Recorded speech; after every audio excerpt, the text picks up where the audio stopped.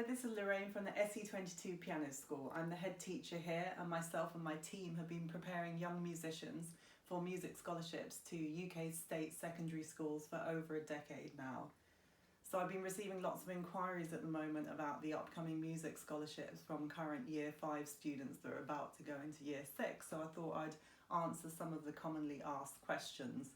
So music scholarships in the UK usually come in the format of something called a music aptitude test. That's the round one of the music scholarship process, and if you pass round one, then you go on to round two, which is where you get to play your instrument or perform a piece for voice, answer some questions about your musical background and experience. The places for music scholarships are really quite competitive, so you have to be as well prepared as possible. So for the music aptitude test, these are oral tests, but they're unlike anything that you would have heard in your exams if you sit the graded exams. The tests are commonly based around pitch, listening to notes and picking which one's higher or lower, recognising where a rhythm has been changed or whether it stays the same, listening to chords for texture to decide if there are 2, 3 or 4 notes, and then other questions can include whether a piece of music is loud or fast or slow or played quietly.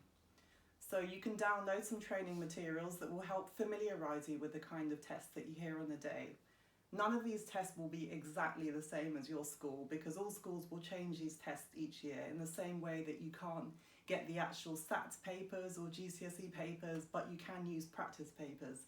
So it's a really good idea to try and practice well in advance if you can.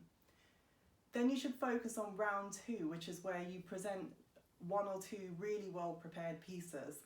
Ideally, don't pick an exam piece because lots of people will turn up clutching the exam book and you want to stand out. Make sure you know the name of your piece and the composer. It's amazing how many students come to us for lessons and they don't know the name of their piece and can't pronounce the name of the composer. So your music teacher can help you with this and give you some really good background information and places that you can find out more about the composer. Then think about what other musical achievements you have achieved beyond the exam. So have you played in orchestras? Do you love going to concerts? Do you have a favourite musician that plays the same instrument as you? All of these are really great things to talk about.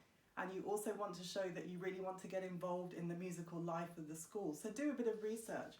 Maybe they have a steel pan band, you'd like to try something new, or a wind orchestra, or you just want to get involved in the choir. So I hope that's all helpful information.